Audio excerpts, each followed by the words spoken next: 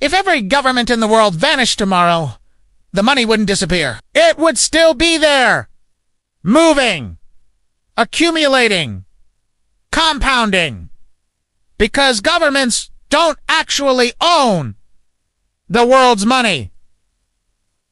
They mostly borrow it, and the people who do own it almost never show up in headlines.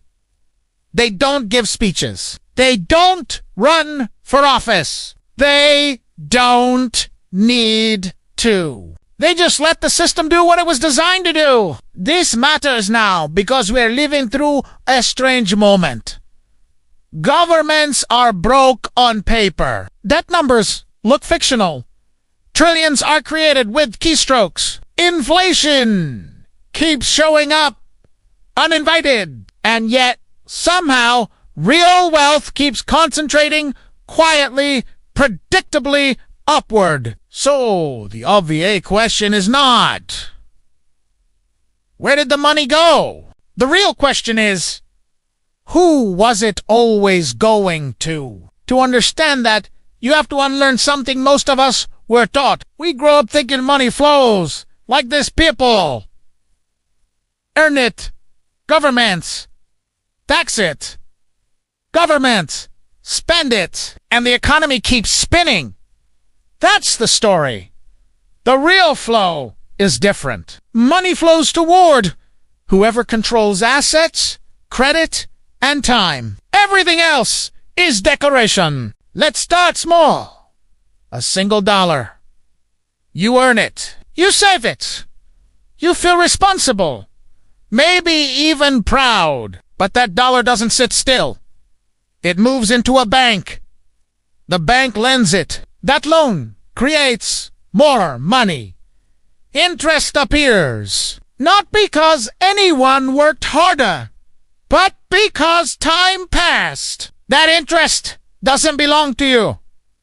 It doesn't belong to the government. It belongs to whoever owns the claim on that loan. And that's where the story quietly shifts. Most money in the modern world isn't cash. It's credit. Over 90% of it. Numbers in databases. IOUs stacked on top of IOUs. Who controls those IOUs? Not governments. The way people imagine. Governments issue currency, but they don't control the system that multiplies it. Banks do. More specifically, the owners of banks do. And behind them, the owners of the assets those banks financed. Here's the first uncomfortable math. When a government needs money, it doesn't usually tax it first.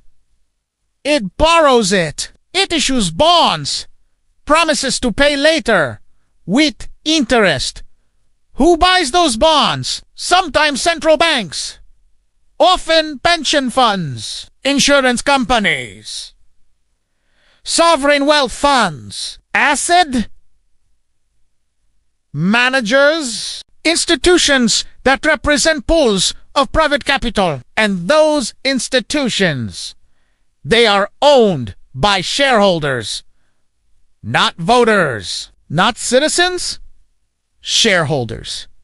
This means governments are not the top of the financial hierarchy. They are one of the largest debtors. That changes the power dynamic more than most people realize. Because debt doesn't just create obligation. It creates leverage. If you owe someone money, you listen to them. Quietly. Indirectly. Over time. Now zoom out. Globally, the largest pools of money are not sitting in treasuries. They're sitting in asset management firms. Firms that manage money for the ultra-wealthy, for pensions, for endowments, for corporations. They don't own the money in the emotional sense, but they control where it goes. And control is what matters. These firms decide which companies get cheap capital, which industries survive downturns, which markets get liquidity, which ones dry up. They don't need conspiracy. Incentives do the work for them. Their job is simple. Maximized long-term returns. If that means funding housing as an asset class instead of housing as shelter, that's not ideology. That's math. If that means packing monopolies over competition, that's not evil. That's efficiency. And this is where the public story starts to break down.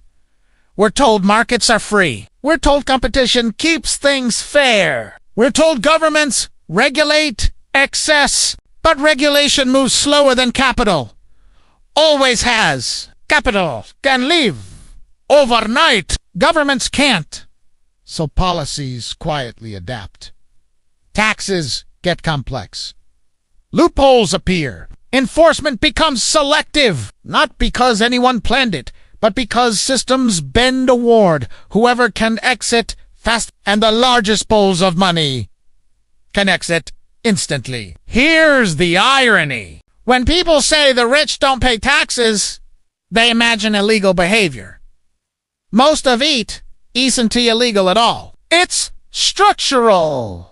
Money that lives inside assets behaves differently than money that lives inside wages. Wages are taxed immediately, predictably, relentlessly. Assets grow quietly. Appreciation isn't taxed until it's realized. And often it's never realized. Why sell an asset and pay tax when you can borrow against it instead? That borrowed money isn't income. It's a loan. No, income tax. The asset keeps appreciating. The loan gets refinanced. Time does the rest. This is how wealth compounds without earning in the traditional sense. Not through salaries. Through ownership. And ownership concentrates. Not because of greed alone, but because compounding is asymmetrical. If you have assets, time works for you. If you don't, time works against you. Inflation erodes savings. Debt grows. Living costs rise. Meanwhile, asset prices inflate. Stocks, real estate, private equity, intellectual property. So, when governments print money to stabilize economies, who benefits first? Whoever is closest to the source. Banks? Markets? Asset holders? By the time that money reaches wages, prices have already adjusted. No announcement. No beeline. Cost. Timing. This is why crises feel so unfair. Because they are not morally, mechanically. Now here's the part people really don't like. Even central banks aren't the ultimate owners. They can influence interest rates. They can expand balance sheets. They can provide liquidity. But they don't decide who already owns assets. They react to markets as much as markets react to them. If they tighten too hard, assets crash. Pensions wobble. Governments panic. If they loosen too much, inflation rises. Savers lose. Inequality widens. There is no neutral move. Every decision transfers value somewhere, and value tends to flow toward existing ownership. That's the hidden mechanism. Not a shadow cabal. Not a secret meetings. Just incentives layered over decades. So who actually owns the world's money? Not governments. They manage cash flow. They issue debt. They stabilize, but ownership lives elsewhere. It lives in equity, in land, in intellectual property, in financial claims that outlast political cycles. It lives in entities that don't vote and don't age. Trusts, funds, corporations, things designed to survive their creators. This is why wealth feels permanent at the top and temporary everywhere else. because it's structured to be. And here's the final twist. Most people indirectly fund this system without realizing it. Your pension, your insurance, your retirement account. They're invested in the same assets, the same firms, the same structure. So even resistance is entangled. You want higher wages, but your retirement wants lower labor costs. You want affordable housing, but your index fund wants higher rents. No villain, just conflict built into the architecture. That's the part nobody likes to say out loud. The system isn't broken. It's working exactly as designed. The only unresolved question is whether a system built on perpetual concentration can remain stable without social trust collapsing underneath it, because money can compound forever, but legitimacy can't. And when people stop believing the system represents them, ownership stops feeling abstract. It starts feeling personal. And history suggests that's when the real costs finally show up.